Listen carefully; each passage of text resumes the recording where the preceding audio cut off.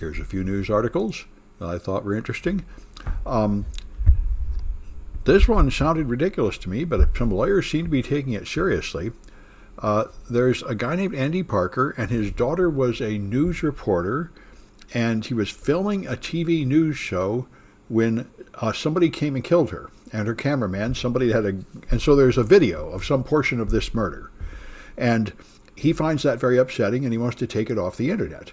Now, the only way anybody has really been successful in taking anything popular off the internet is to copyright it and then attack people for copyright violation. But he doesn't own the video. So he took a copy of it and made an NFT out of it, which, is just a record on the blockchain that you're the owner of this copy. And he's trying to sue, claiming that that gives him copyright, which sounds patently insane and ridiculous to me.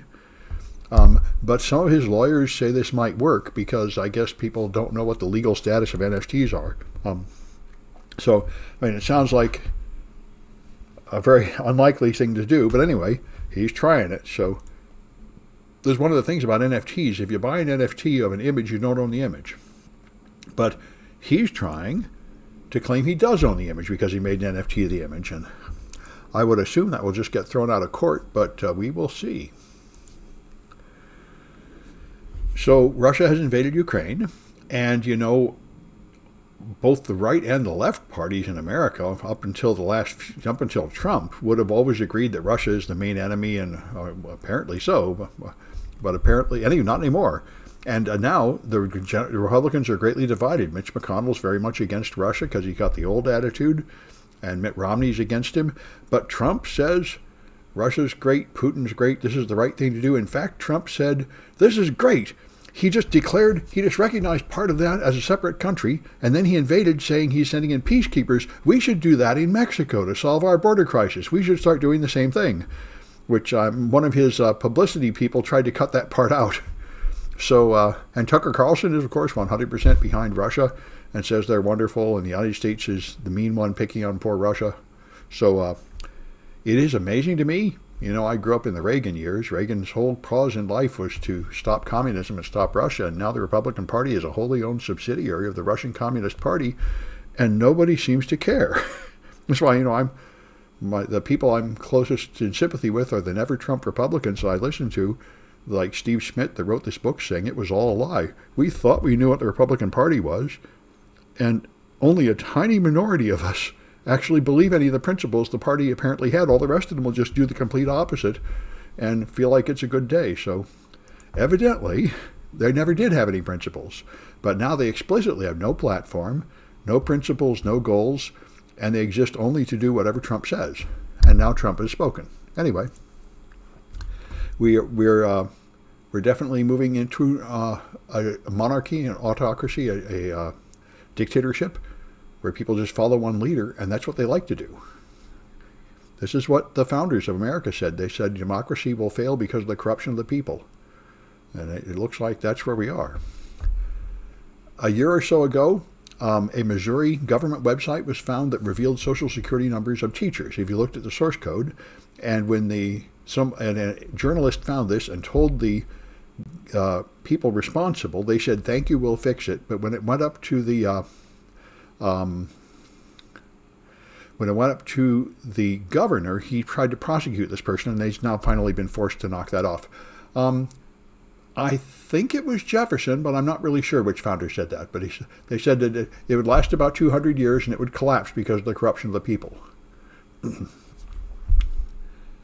And they studied a lot when they designed the American Constitution. They tried to build it on Athens and the many other governments around and try to fix the problems that made those ones collapse. And I think they correctly assessed that the new system was pretty good, but not really perfect, and it would also collapse before too long.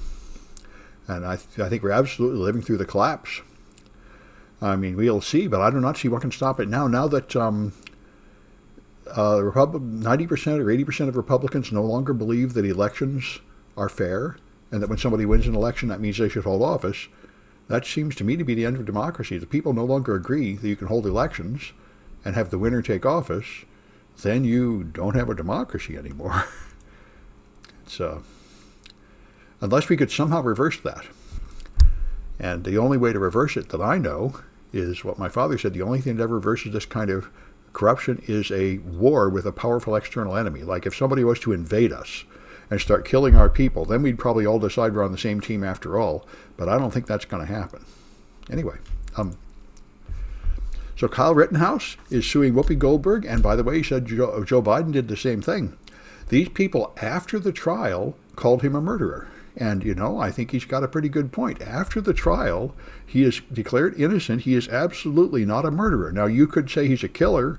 You could say he's immoral. But you can't say he's a murderer after he's been tried and exonerated.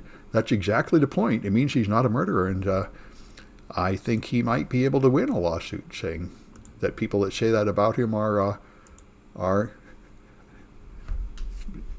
lying in a way to hurt him. So Jordan, I don't know if she's here yet. She asked me about these JSON web tokens, and I didn't even know what they were. But this guy put out a book, Red Hunt Labs. If you can download it if you sign up with an email address, I guess I'll do it. Apparently, these JSON web tokens are an authentication like SAML, I guess, which I knew. So there's some way to send a packet of JSON data that authenticates you. Yeah, that's what I thought, slander or libel. And so anyway, there's a place to download this thing. I'll put it in the chat if anybody wants it. I haven't read it myself yet, but I guess I ought to, because now I learned just a little bit more about JSON web tokens. I see that they're interesting. And here's the madness going on. Candace Owens has called for the U.S. to invade Canada to stop them from abusing those trucker protests. And the Wall Street Journal also said Trudeau seems to be nuts. I mean, Canada, around a couple decades ago, Canada passed a law sort of like our Patriot Act that said in case of dire emergency like terrorists, you can declare a state of emergency and take extraordinary powers of the government. And Trudeau implemented that law last week. And what he did was say, we're going to stop all the finances going to these trucker protests. We're going to seize the funds in bank accounts and cryptocurrency accounts without due process. And I must say, I don't think we should invade, but I do agree that he does seem to be taking wild, extreme actions that are not justified at all by the minor inconvenience of a truck protest. And so it's, in fact, the part that amazed me is when he said you can't, but he said when you can't use, he's also going to block cryptocurrency. So he had like 30 cryptocurrency wallets, and he contacted exchanges and said, and seize all the money. Don't let anybody move money out of these wallets. Now, if you understand cryptocurrency, it's very easy to evade anything like that. Unless you put it in a custodial wallet like Coinbase, you can easily put it in a wallet that you control, that nobody can do anything with. And so now, many of the crypto people immediately got on Twitter and said, well, you should put your stuff in a wallet where you have the private key and that you totally control it and nobody can stop it. And now he's telling people you're not allowed to promote self-custodial wallets. That's just helping people launder money and helping them evade the law. You could look at it that way. You could also look at it like you're just teaching people cryptography and computer security. But, it does seem like Trudeau is power mad and trying to stop, the function of normal financial process just because of a minor little protest that really doesn't justify all this. And, of course, Web3 is the new thing, primarily with NFTs on the blockchain, and they're a disaster in many ways. There's just a huge number of fraud activities. Rug pulls are one of the main ones. You announce something, you get people to invest, and then you just take the money and leave. That's what they call rug pulls. And Solana is I think the second most popular blockchain, much cheaper. That's the number 2. It tries harder to Ethereum. And it's they're now invoking a policy where they say everybody who starts a project is going to have to tell Solana their real identity, I guess so they can be sued, because it's so many people set up projects and just steal the money, which is called a rug pull. San Francisco has a system where they write parking tickets.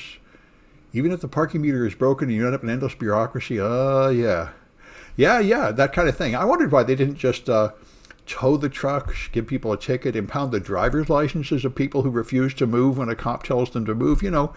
It seems to me like you don't need to upend the whole financial system to deal with a protest. And